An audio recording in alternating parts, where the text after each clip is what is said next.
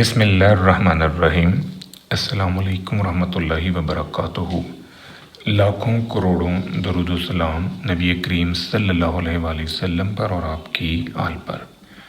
हम बेटा शेर मोहम्मद चौधरी साहब की किताब इंट्रोडक्शन टू स्टैटिस्टिकल थ्योरी में chapter 11 multiple regression and correlation की एक्सरसाइज सॉल्व कर रहे हैं। हमारा पहला न्यूमेरिकल है 11.2। 11.1 जो है ये डेफिनेशंस से रिलेटेड है, ये हम सॉल्व कर चुके हैं। इसके ऊपर सेपरेट वीडियो लेक्चर्स जो हैं वो मौजूद है। 11.2 जो है ये हमारा न्यूमेरिकल है। Carry out necessary computation to obtain the least square estimates of parameter in the multiple regression model.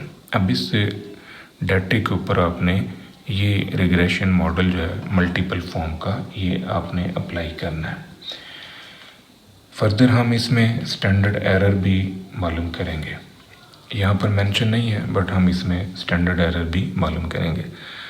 अब ये आप नोटिस करें कि यहाँ पर y वेरिएबल जो है x1 और x2 वेरिएबल पर डिपेंड कर रहा है। y हमारा डिपेंडेंट वेरिएबल है, x1 और x2 ये हमारे इंडिपेंडेंट वेरिएबल्स हैं।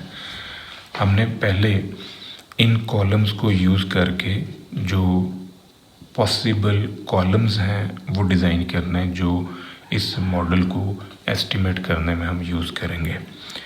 ये जो x1 है इसका आपने स्क्वायर ले लिया, x2 के कॉलम का भी स्क्वायर ले लिया, ये y है इसका भी आप स्क्वायर ले लें, ये कॉलम कर जाएगा।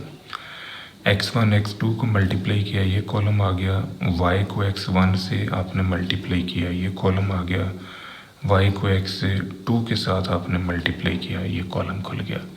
इन सभी कॉलम्स को आप सम अप कर लें। इनको सम अप करने के बाद अब इनको आपने यूज़ करना है। यहाँ पर हम मल्टीपल लीनियर रिग्रेशन मॉडल जो मालूम करेंगे वो डेविएशन मेथड से करेंगे। डेविएशन मेथड का असूल है कि जो हमें कैपिटल लेटर्स की इंफॉर्मेशन दी गई है उनको हम स्मॉल लेटर्स में कन्वर्ट करेंगे, यानी कैपिटल लेटर्स की इंफॉर्मेशन को हम डेविएटेड वेरिएबल्स में कन्वर्ट करेंगे।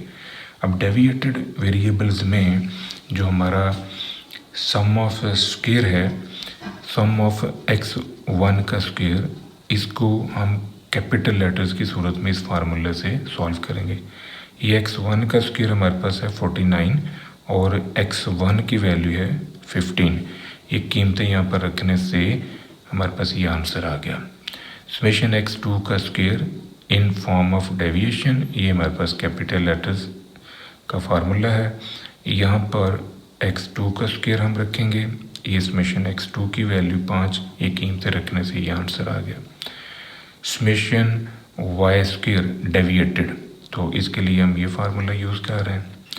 इसी तरह summation x1 x2 in form of deviation, ये फार्मूला हमारे पास आ रहा है।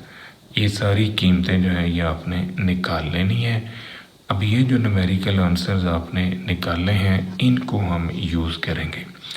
आप नोटिस करें अब ये जो फार्मूला है b1 का ये हमने कैसे बनाया, इसको आपने ज़रा ज़हन में रखना है ये किस तरह है।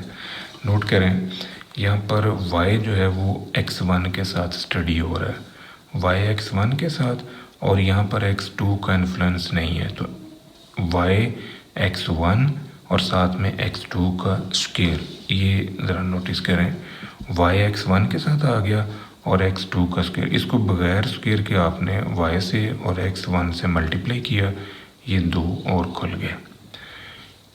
फार्मूले का ये वाला हिस्सा ये इंडिपेंडेंट वेरिएबल्स से आपने निकाला। x1 भी इंडिपेंडेंट वेरिएबल है, x2 भी इंडिपेंडेंट वेरिएबल है। इन दोनों का इंडिविजुअल स्क्वायर लेके सम अप किया और उनको आपने मल्टीप्लाई किया। यहाँ पर समेशन x1 x2 का होल स्क्वायर है, तो ये आपने सारी कीमतें जो है ये निकाली हुई हैं। ये डेविएशन आपने पहले मालूम कर लिया, उनके आंसर्स को यहाँ पर रखें, तो ये आपके पास पहला आंसर जो है b1 का आ जाएगा। अब आपने b2 का आंसर निकालना है, तो b2 के लिए इसी फार्मूले को आप इस तरह भी लिख सकते हैं। y जो है वो x2 के साथ आ रहा है और यहाँ पर x1 जो है वो फिक्स है, तो yx2 और x1 का स्क्वायर, ये फॉर्म जो है ये आपके पास बनेगी। समेशन yx2 और x1 का स्क्वायर, इसको बगैर स्क्वायर के y से और x2 से मल्टीप्लाई करवाएं, ये फॉर्म आ गई। ये वाला हिस्सा इंडिपेंडेंट वेरिएबल से रिलेटेड है। ये सभी आंसर्स आप निकाल चुके हैं डेविएशन फॉर्म में, इनके न्यूमेरिकल आंसर पुटअप करें, ये B2B निकल आया। अब आपने ये निकालना है, तो ए जो है इस फार्मूले से हम बनाएंगे। अब ये summation y, summation x1, summation x2, b1, b2, ये आपने सारा कुछ निकाला हुआ है, कीमतें रखें, तो ये आंसर आ जाएगा ए का। ये तीनों पैरामीटर्स की वैल्यूज a, b1, b2, ये यहाँ पर पुटअप करने से हमारे पास ये मल्टीपल लीनियर रिग्रेशन मॉडल की इक्वेशन आ जाएगी। अब हमने शो ऑफ करना है कि sum of residual SR, sum of residual y minus y cap जो है इसका आंसर 0 आता है, ये हम प्रूव करना चाहते हैं। अब इसको साबित करने के लिए हम कॉलम भी बना सकते हैं, यानी हम यहाँ पर x1 और x2 की कीमतें रखें तो ये y कैप खुल जाएगा, फिर y में से y कैप का कॉलम माइनस करेंगे तो y माइनस वाई कैप का कॉलम आ जाएगा, उसको एडअप करेंगे तो वो आंसर 0 होगा। अब इसमें थोड़ा टाइम जो है वो ज़्यादा लगता है, तो हम टाइम बचाने की वजह से हम इसको इस फॉर्म में लिख लेते हैं, यानी फार्मूला हम यहाँ पर अप्लाई करते हैं। अब ये फार्मूला कैसे बना ये आपने समझना है। इस लाइन के ऊपर आप समेशन अप्लाई करवा दें, ये हम पर समेशन अप्लाई हुआ तो समेशन y, इसके साथ समेशन अप्लाई हुआ तो ये a कांस्टेंट है, समेशन अप्लाई नहीं होगा, na बनेगा। b1 summation x1, b2 summation x2, summation apply करके इस तरफ आप ले आए, तो जब ये दूसरी तरफ जाएंगी वैल्यूज़ तो इनके साथ माइनस आ जाएगा। अब a, b1, b2 की कीमतें भी आप निकाल चुके हैं, summation y, summation x1, summation x2, इनकी कीमतें भी आपके पास मौजूद हैं। कीमतें पुटअप करें तो आंसर होगा 0। अब आपने निकालना है sum of square of residual. तो जहाँ तक बात है sum of square of residual की, तो ये y माइनस वाई कैप का स्क्वायर है, इसके इक्वल। अब ये फार्मूला कैसे आपने याद रखना है, इसको y से ज़रब दें और साथ ही समेशन अप्लाई कर लें। इस पूरी इक्वेशन को y से ज़रब दें, समेशन अप्लाई करके दूसरी तरफ ले जाएं, तो ये फार्मूला आपको नज़र आ जाएगा। अब इसमें a, b1, b2 की कीमतें और बाकी कॉलम जो आपने बनाए हैं कैपिटल लेटर्स के, उनकी वैल्यूज़ पुटअप करें तो ये आंसर आ गया। अब इसे आपने स्टैंडर्ड एरर मालूम करने के लिए यूज़ करना है। स्टैंडर्ड एरर का हमारे पास ये फार्मूला है n-3 इस वजह से किया क्योंकि 3 पैरामीटर्स आपने निकाले, a, b1, b2, तो n-3 आपने अप्लाई किया। इसको आप n-3 पे डिवाइड करें, ये हमारा न्यूमेरिकल आंसर है। अब इसी में हमने कोफिशिएंट ऑफ मल्टीपल डिटर्मिनेशन भी मालूम करना है। तो कोफिशिएंट ऑफ मल्टीपल डिटर्मिनेशन मालूम करने के लिए हम पहले ये प्रॉपर्टी जो है ये फुलफ़िल करते हैं। अब ये प्रॉपर्टी जो है इसे फुलफ़िल करने के लिए हमने total sum of square is equal to sum of square for error plus sum of square for regression, ये तीनों वेरिएशन जो है ये मालूम करनी है।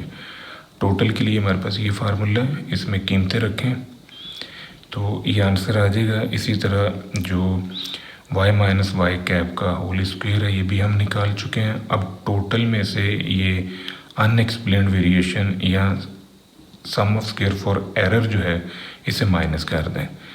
इसमें से जब आप इसे माइनस करेंगे तो आपके पास एक्सप्लेन्ड वेरिएशन का सम आ जाएगा या फिर सम ऑफ स्क्वायर ऑफ रिग्रेशन आ जाएगा, एक ही बात है। यानी इसको उठा के इधर ले आए तो ये वाली टर्म जो है ये आपको मिल जाएगी। तो ये हमारे पास आंसर आ गया एक्सप्लेन्ड सम ऑफ स्क्वायर्स का। अब इस फार्मूले के अंदर कीमतें रखें लेफ़्ट राइट के इक्वल होगी, यानी इन दोनों का सम इसके इक्वल आ गया। अब आपने निकालना है कोफिशिएंट ऑफ मल्टीपल डिटर्मिनेशन। तो कोफिशिएंट ऑफ मल्टीपल डिटर्मिनेशन के लिए हम एक्सप्लेन्ड वेरिएशन और टोटल वेरिएशन को डिवाइड करते हैं। एक्सप्लेन्ड वेरिएशन का सम और टोटल वेरिएशन का सम, इनको आप सॉल्व करें तो ये आंसर आ रहा है 0.945। अब इसको हमने इंटरप्रेट भी करना है कि इसका मतलब क्या है। तो इसकी इंटरप्रिटेशन जो है हम कर सकते हैं कि 94.5% वेरिएशन जो y में आ रही है उसकी रिस्पॉन्सिबिलिटी x1 और x2 वेरिएबल पे है और बाकी की जो 5.5% वेरिएशन है वो रैंडम एरर्स को बिलोंग करती है। तो यही जो क्वेश्चन आपने किया है, अब ये सारा कुछ आपने 11.3 में ख़ुद सॉल्व करना है। ये 11.3 की इंफॉर्मेशन है, इस डाटे के ऊपर आप ये सारा कुछ खुद से सॉल्व कर सकते हैं। नेक्स्ट हमारा क्वेश्चन है 11.4। अब 11.4 जो है ये इम्पोर्टेंट क्वेश्चन है, ये पेपर में आ चुका है। ये इंफॉर्मेशन हमें दी गई है, fit the least square regression line where x1 is dependent variable and x2, x3 are the independent variable. Calculate the standard error of estimate S1.23. Standard error निकालना, then calculate the coefficient of multiple determination and multiple correlation and interpret the result. यही सारा कुछ जो आपने ऊपर मालूम किया है वो आपने इस डाटे में से मालूम करना है। जो इंतहाई इम्पोर्टेंट पॉइंट है वो ये कि ऊपर आपको y वेरिएबल दिया गया था। अब जो ये x1 है यहाँ पर आप y लिख के अगर सॉल्व करेंगे तो ऊपर वाली फॉर्म में क्वेश्चन आ जाएगा, बट हम इसको x1 के साथ ही करेंगे। अब x1 जो है ये डिपेंड कर रहा है 2 और 3 पे। तो फर्स्ट ऑफ ऑल तो हम पॉसिबल कॉलम बनाएंगे जिनकी हमें ज़रूरत है। अब ये जो x1, x2, x3 दिए गए हैं इनके आपने स्क्वायर्स ले लिए, फिर इनको आपस में मल्टीप्लाई किया, इसी तरह ये x2 और x3 को मल्टीप्लाई किया, ये सारे कॉलम्स हमने बना लिए। ये जो पॉसिबल आंसर्स आए हैं इनको हम यूज़ करेंगे। तो ये जो कैपिटल लेटर्स की इंफॉर्मेशन है इसको यूज़ करके हम डेविएटेड वेरिएबल्स जनरेट करते हैं और उनके सम ऑफ स्क्वायर्स वगैरह जो है वो निकालते हैं। ये हमारे पास मल्टीपल रिग्रेशन मॉडल है जो हमने एस्टिमेट करना है।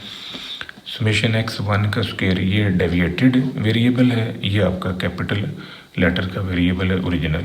इसमें कीमतें रखें, x1 का जो स्क्वायर है वो 47 है और समेशन x1 15 है, कीमतें रखें, ये आंसर आ जाएगा। इसी तरह समेशन x2 का स्क्वायर, समेशन x3 का square, summation x1 x2, summation x1 x3 and summation x2 x3। Capital letters को यूज़ करके आपने ये डेविएशन करके वेरिएबल जो बनाए हैं इनको आपने हल कर लिया। ये फार्मूलाइज जो है ये आपने यूज़ किए टू फाइंड आउट डेविएटेड सम। अब इनको हम यूज़ करेंगे मल्टीपल मॉडल बनाने में। तो B2 का फार्मूला कैसे आपने बनाना है, x1 जो है वो x2 के साथ आ रहा है, यहाँ पर x3 फिक्स है तो x3 का स्क्वायर यूज़ होगा। ये आप नोट करें, x1 x2 के साथ x3 का स्क्वायर बगैर स्क्वायर के x3 को 1 से और x3 को x2 से ज़रब दे दें, ये आ गया। ये वाला पार्ट इंडिपेंडेंट वेरिएबल से रिलेटेड है, तो x2 का स्क्वायर समेशन x3 का स्क्वायर, फिर इन दोनों को मल्टीप्लाई करके उसका आपने स्क्वायर लिया हुआ है। अब ये सारी कीमतें जो है ये आपने निकाल ली हुई हैं। इन आंसर्स को उठाएं और इन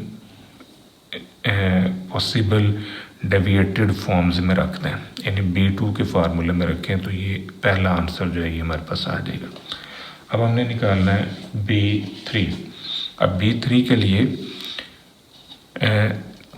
पहला वेरिएबल तीसरे के साथ स्टडी हो रहा है और यहाँ पर दूसरा फिक्स है, तो हम इसे लिख सकते हैं कि फर्स्ट वेरिएबल जो है वो तीसरे के साथ और जो फिक्स है उसका हमने स्क्वायर ले लिया। इसको बगैर स्क्वायर के x2 को 1 से और x2 को x3 से ज़रब दें, ये फॉर्म आ जाएगी। ये वाला हिस्सा कॉमन है, इंडिपेंडेंट वेरिएबल से रिलेटेड है, इनकी कीमतें पुटअप करें तो ये B3 का आंसर हमारे पास आ जाएगा। अब हमने निकालना है B1। अब B1 जो है उसके लिए ये फार्मूला हमने यूज़ किया। B2 और B3 की कीमतें हम निकाल चुके हैं।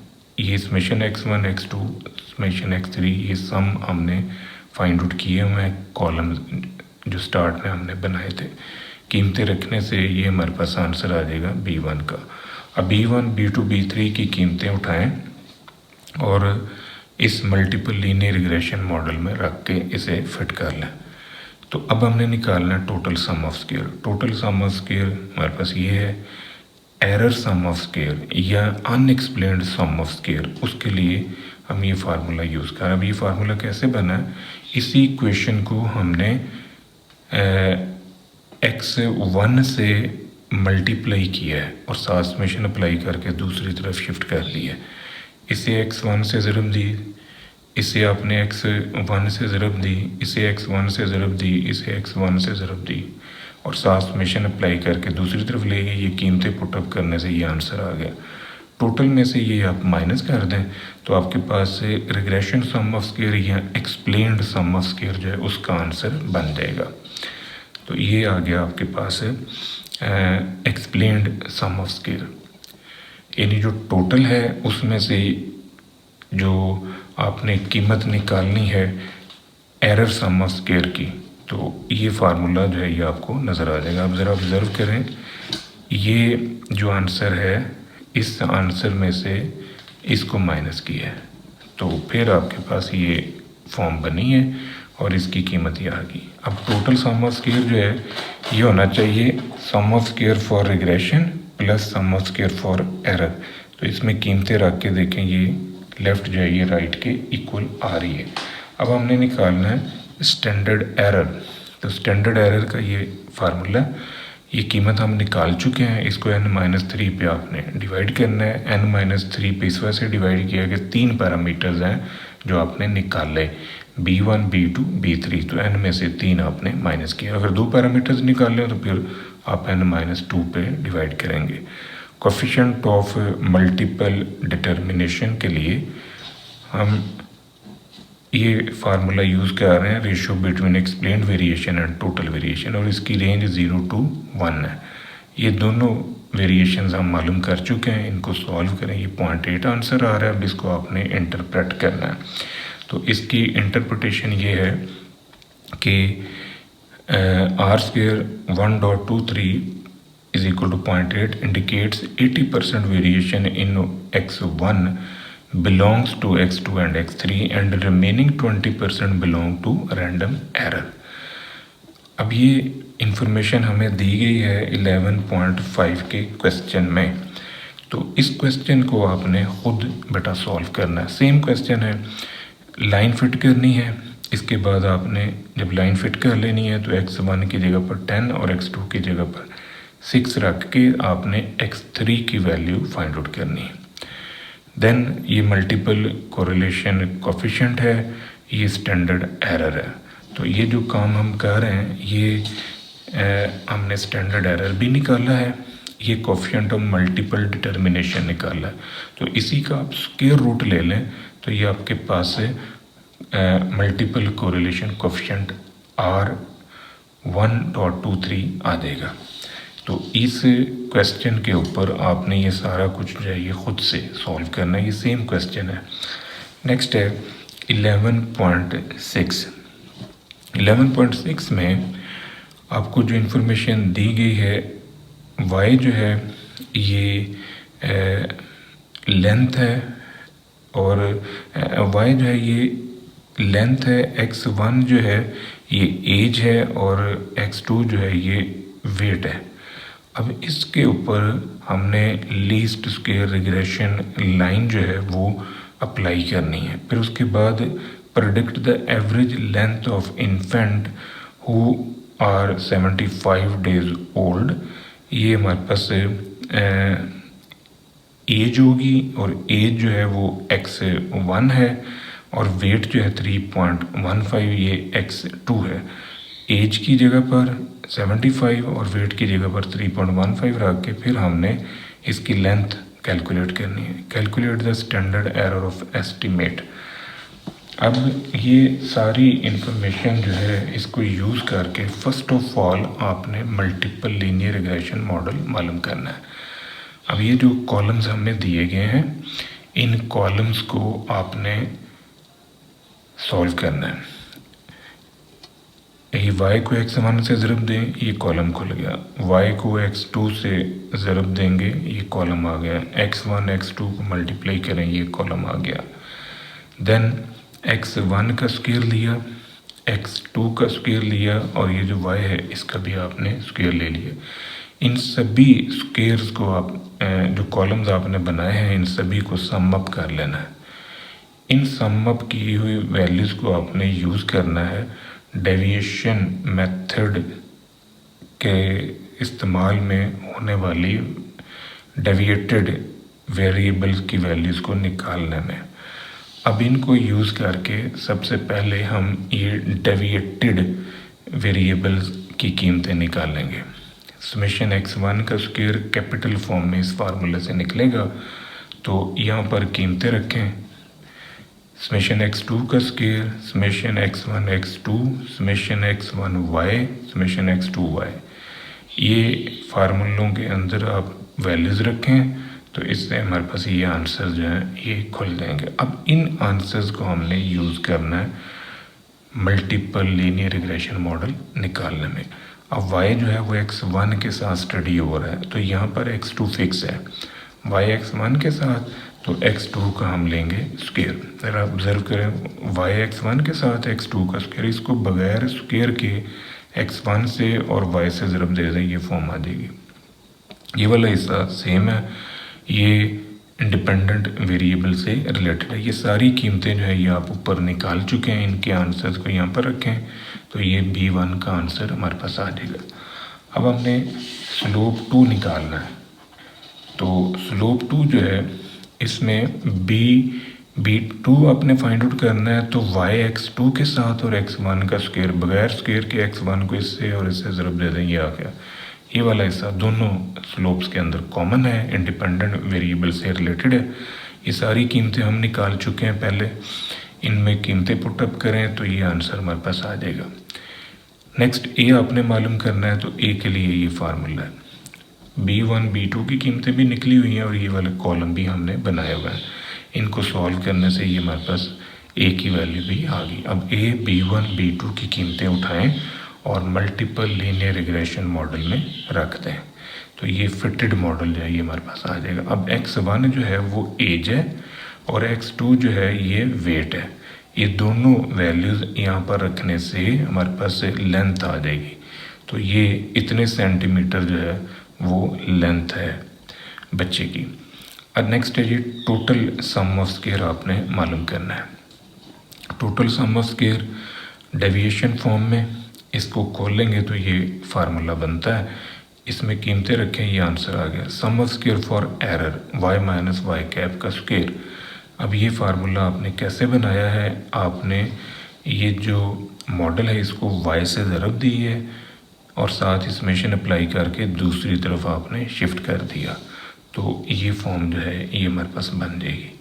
अब इसमें A B1 B2 की कीमतें रखें और बाकी कॉलम्स आपने कैपिटल लेटर्स में सॉल्व किए हुए हैं, इनकी कीमतें पुटअप कर दें, ये आंसर आ गया। अब टोटल में से इसको माइनस करेंगे तो हमारे पास एक्सप्लेन्ड सम ऑफ स्क्वायर जो है उसकी वैल्यू आ जाएगी, या सम ऑफ स्क्वायर फॉर रिग्रेशन जो है वो आ जाएगा। ये फार्मूला हमारे पास बन गया। अब टोटल सम ऑफ स्क्वायर बराबर है sum of square of regression plus sum of square of error. यहाँ पर कीमतें पुटअप करें, लेफ़्ट साइड जो है वो राइट के इक्वल होगी। नेक्स्ट है स्टैंडर्ड एरर। अब स्टैंडर्ड एरर का फार्मूला, ये वाली कीमत आप निकाल चुके हैं 3.79। ये वाली कीमत आपने जो अनएक्सप्लेन्ड या एरर सम ऑफ स्क्वायर की निकाली है, इसको n-3 पे डिवाइड करें और साथ ही स्क्वायर रूट ले लें। Coefficient of multiple determination, explained variation और टोटल वेरिएशन की रेशो है, 0 to 1 इसकी रेंज है। इसमें कीमतें रखें, ये आंसर आ गया। इसको अब आपने इंटरप्रेट करना है। इसको हम इंटरप्रेट कर सकते हैं 98.82% वेरिएशन जो y में आ रही है उसकी ज़िम्मेदारी x1 और x2 पे है, और रिमेनिंग 1.18% जो है ये रैंडम एरर यानी अदर फैक्टर्स की वजह से हमारे डाटे में चेंज आ रहा है।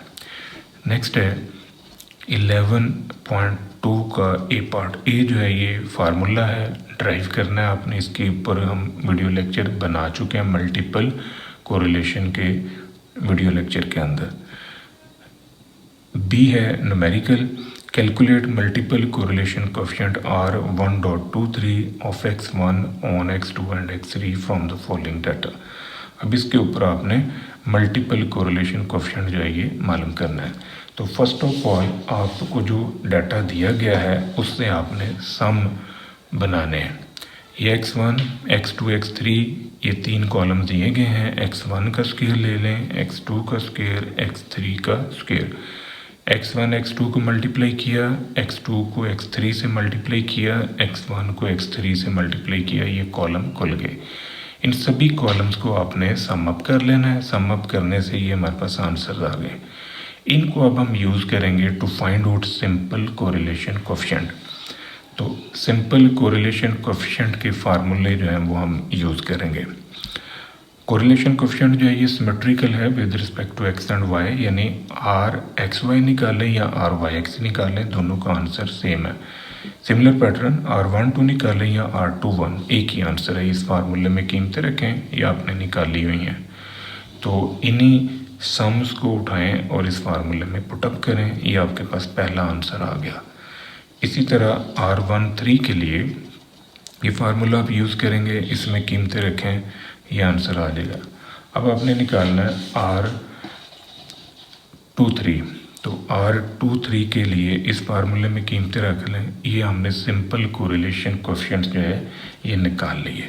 तो अब हमने निकालना है multiple correlation coefficient R1.23।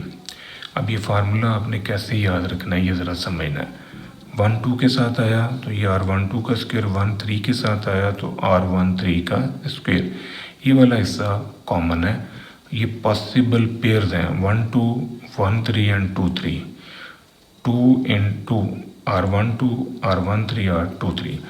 1 minus, अब ये डॉट के बाद जो है 2 3, 1 माइनस R23 का स्क्वायर। इसमें ये कीमतें जो आपने अभी निकाली हैं सिंपल कोरिलेशन कोफिशिएंट्स की, ये कीमतें यहाँ पर रख दें, इसको सॉल्व करें तो ये आंसर होगा। नेक्स्ट है R2.13, 2 को 1 से मल्टीप्लाई किया, इसका स्क्वायर 2 को 3 से, एंड ये कॉमन पार्ट इशारिये के बाद ये 1 3 आ रहा है तो 1 माइनस R13 का स्क्वायर। इस फार्मूले में कीमतें रखें, ये आंसर बन जाएगा।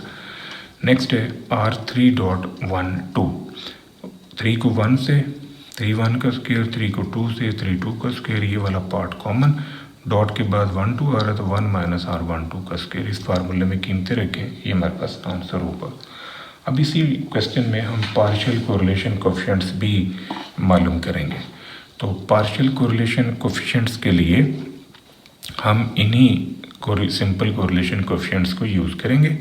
ये पार्शियल कोरिलेशन कोफिशिएंट का फार्मूला है, इसकी रेंज -1 to +1 है। ये ज़रा आपने समझना है ये कैसे याद करना है।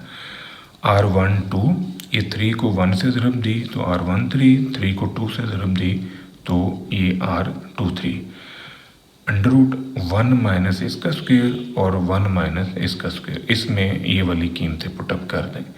इसी तरह ये R13.2 है तो R13 वैसे ही 2 को 1 से ज़रब दी, 2 को 3 से, ये आ गया 1 माइनस इसका स्क्वायर और 1 माइनस इसका स्क्वायर √। इस फार्मूले में भी ये कीमतें आपने पुटअप करनी है, तो ये आंसर जो है ये आपके पास खुल जाएगा। देन R23.1 है तो R23 वैसे ही 1 को 2 से, 1 को 3 से, ये फॉर्म आ गई 1 माइनस इसका स्क्वायर, 1 माइनस इसका स्क्वायर। कीमतें रखें तो ये आंसर हमारे पास आ जाएगा। अब हमने 11.8 का ए पार्ट जो है ये सॉल्व करना है। तो इसमें सिंपल कोरिलेशन, पार्शियल कोरिलेशन और मल्टीपल कोरिलेशन आपने निकालनी है। ये आप खुद कर सकते हैं, सेम ऊपर वाला ही क्वेश्चन है एज इट इज़, कोई नई चीज़ जो है वो नहीं है, ये आपने खुद सॉल्व करना है। इसका जो बी पार्ट है 11.8 का बी पार्ट, ये आपको मीन, स्टैंडर्ड डेविएशन और आर दिए गए हैं कोरिलेशन कोफिशिएंट। ये रिग्रेशन इक्वेशन है जो आपने मालूम करनी है, यानी मल्टीपल रिग्रेशन इक्वेशन मालूम करनी है in form of mean, standard deviation and R. अब जो हमें डाटा दिया गया है उसको हम यूज़ करके तो ये मल्टीपल रिग्रेशन मॉडल जो है ये फिट करेंगे। x3 bar, x1 bar and x2 बार, यहाँ पर तो हम ये कीमतें रखेंगे। अब इनके लिए हमने ये फार्मूले जो है ये यूज़ करना है। अब ये कैसे याद रखना है, 3S3 ऊपर, S1 नीचे। R3 1, 2 को 3 से और 2 को 1 से अटैच कर लें। जो आखिरी है वो नीचे आएगा 1 माइनस R12 का स्क्वायर। अब इसमें आपने स्टैंडर्ड डेविएशन और कोरिलेशन कोएफिशिएंट्स की वैल्यूज़ रखी तो ये आंसर आ गया। इसी तरह ये बी हमारे पास है 32.1, S3 ऊपर S2 नीचे, R3 टू 1 को 3 से 1 को 2 से अटैच करें और जो लास्ट है वो नीचे। इसमें कीमतें रखें S और कोरिलेशंस की, तो ये आंसर हमारे पास आ गया। अब ये दोनों स्लोप्स और मीन्स की वैल्यूज़ जो हैं वो आपने इस फार्मूले में रख दें, इस इक्वेशन में रख दें। अब इनको आपने सॉल्व करना है, इसको अंदर मल्टीप्लाई करवाएं और इसकी जो एंड फॉर्म है, ये 12 भी उठा के दूसरी तरफ लें तो ये इसकी एंड फॉर्म जो है ये हमारे पास आ जाएगी। ये था बेटा आज का हमारा लेक्चर। दुआ में याद रखिएगा। इंशाल्लाह अगली वीडियो के साथ फिर हाजिर होंगे। फ़ी अमान अल्लाह।